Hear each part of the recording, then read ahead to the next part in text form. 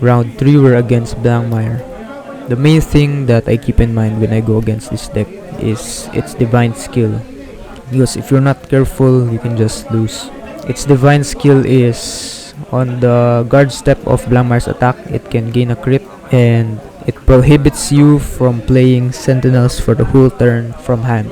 So that's why I want to stay at 2, at most 2 damage, just in case we don't get the hostage order and we don't have PG in field, so we can take the vanguard swing at least.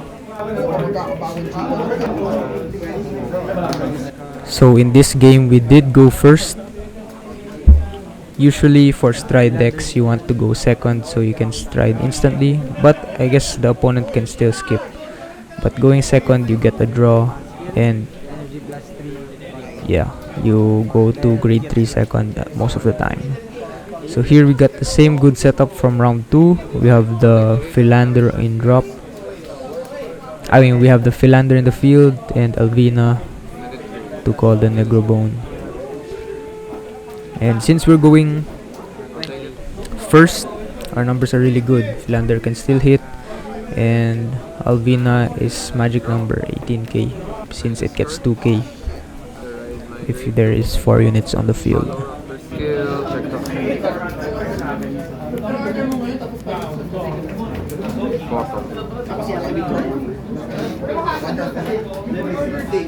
And I draw card.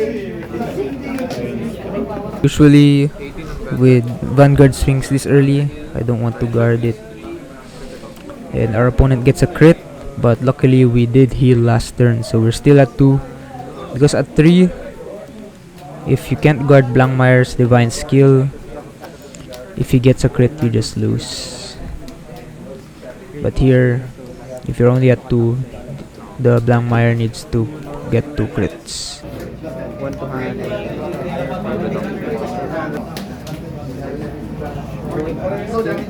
We have the double Alvina again, which is really good. So our turns are still good even though we haven't stride yet. 25.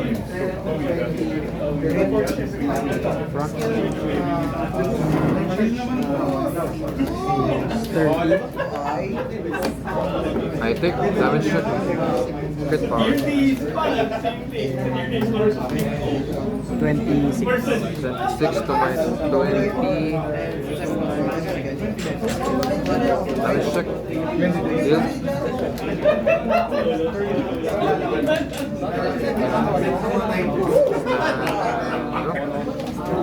Discard. Right. Blangdmire. Vacant from skill. Check top 3. So, makuha nyo naman dito mamaya sa prep? Put the soul and then I shuffle and draw. Call Zamuk, skill. Counter +1, check top 3. Blangdmire has decent filtering from its ride line and with Zamug. So we also have to be careful of Zamug because it can attack for 2 crits using its skill. Call Drop Dragon, skill, full charge, skill, counter +1. I call 1 from drop. From soul. So we're fighting against the set order build, Soul +1, call 1. which so this card searches the deck for the set order that can give one of your units boost, and usually they can give the boost to Vadrock, so they have a big booster. Vadrock gets like +10 for each 4 cards in bind. Battle phase. 10 on Vanguard, skill. I put the soul, 25. Which get boost? This is 25. 25. 20. Skill, when put soul, I draw a card. Blangdmire attacks. Skill, I bind 4 face down.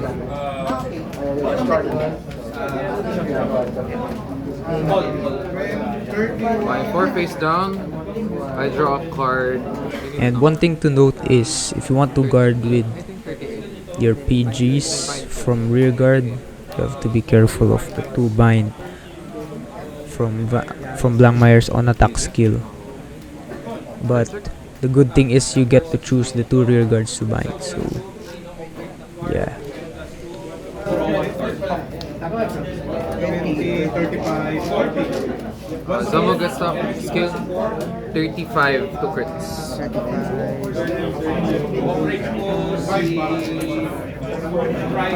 Skill CB1. Okay. 38. Turn it.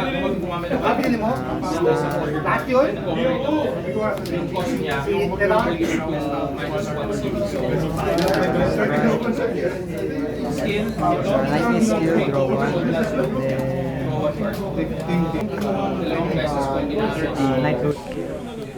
Here I call out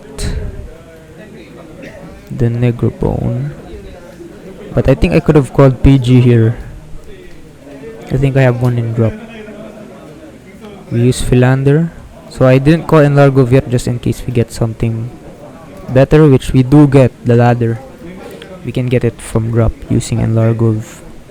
And yeah, I had PG in drop, so I could have called that and bounced it next turn using Ghost Chase. But maybe I was thinking Blangdmire, no Sentinel skill, but I still think it's worth to get the PG. And I just noticed here that I actually forgot that I was using Philander's skill, so I used Angel Bracing Ladder and I called Enlargov because I somehow forgot that I was using Philander and thought I was using Obadiah. So I could have had another top 5 search, but No crits, no. yeah, that's really my bad. I forgot, like, very basic. Damage check.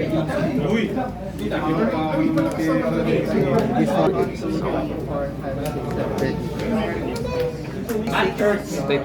Damage check. Heal. Heal is good. Power to van. Skill, tire, 36 to my 23. 38.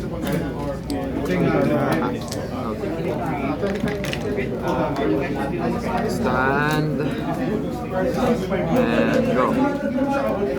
Persona Red. Draw 1.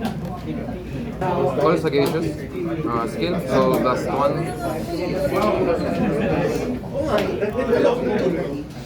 I find an order.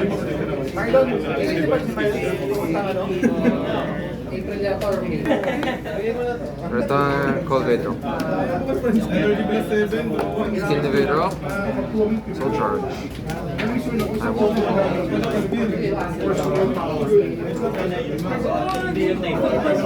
Battle Phase. This gets boost.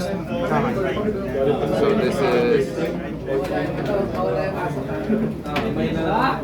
I swing with Zamuk for 20 plus 40 skill, 45 to crits. Here I already went ahead and used my perfect guard just in case the Blangdmire uses divine skill, which he will. Face down. So no PGs, but since we're at 2, we can just take it. 2, 4, 6, plus 20. 43, 58 to crit, divine skill. And then I'll use this guy's skill. Restand plus 15k. And I draw a card. So 50 to crits. Drive shot. Heal. Heal is good. Power on Zamuk. Second check. Heal. Okay, heal.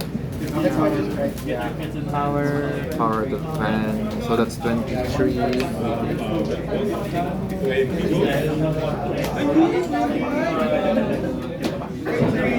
50k, full gracious skill. 65. This guy's skill. 65. Power, so 33 base. This is 20 base plus 50, 35, 45 energy plus skill, 50, 3 crits. 2 crits, 50 to your 33. Turn it.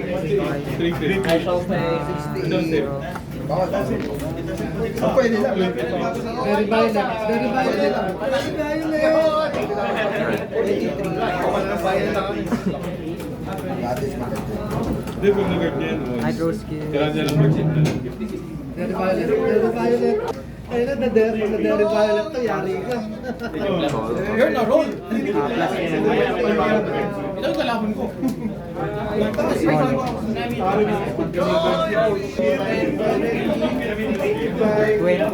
30, 38.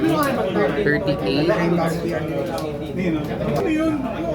Go ahead, 43. Yung panglis. 41.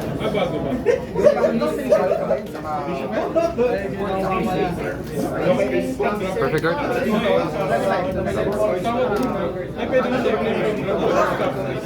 CV1. Retire 2. Then I can call 2 grade 2 or greater.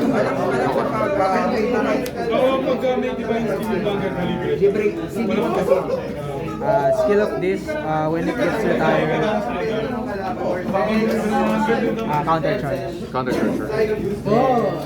Follow, they get plus 10 from their skill. Plus 10 from my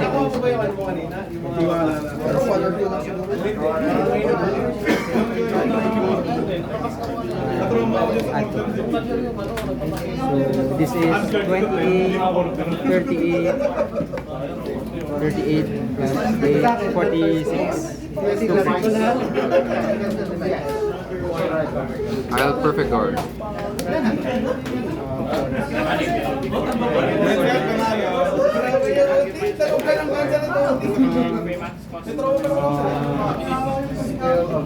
Perfect here.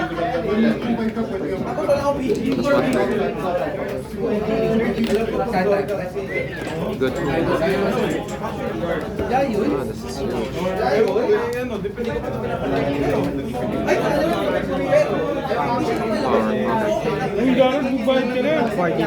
43.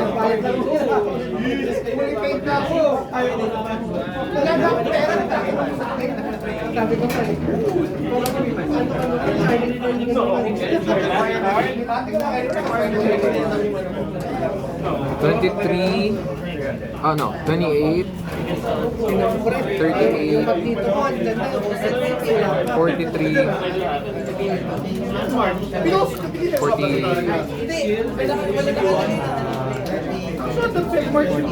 53 to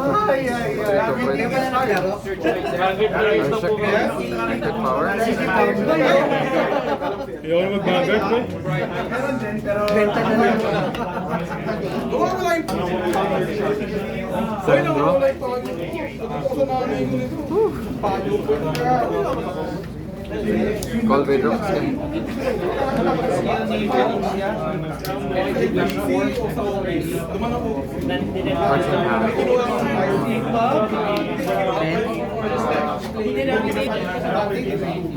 Call another Bedrock.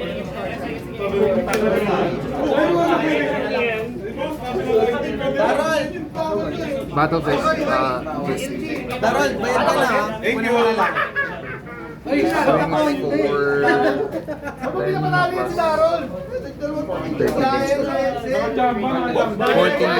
$45 to crit. 45 to crit. Here, instead of guarding with the front and crit, I could have used two 15k triggers and the ghost chase instead. So ghost chase is 5k shield, so I can should have or could have used it to just bounce the PG already,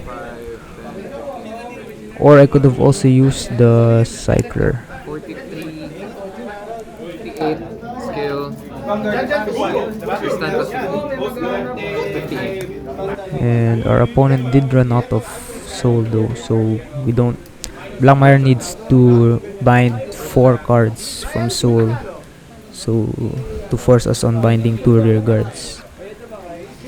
And Blangdmire is very close to deck out. Utang sa gitna. Utang SM po. This game's 30, so 40. 80k. Yeah. Wala na yung ano. Pwede ka nga star threats na lang. Ano may star paper? Pahuli ka na. 32 crits. 30k to crits. Pahuli ka na, pre. Wala na yung... Bakit to? Ayoko na nito sa unit na to. Turn it. Add wave. Ah, no. Not enough.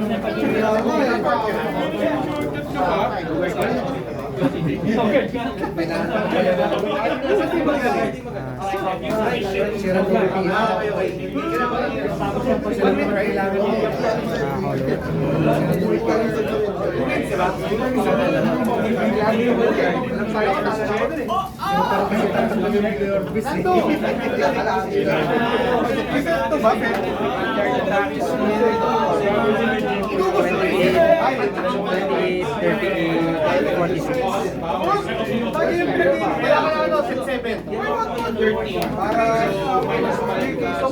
This one has 46. 25, 30, 40, 50. So we go for the double Nightrose play again, and we did end up winning. So that's it. Thank you for watching.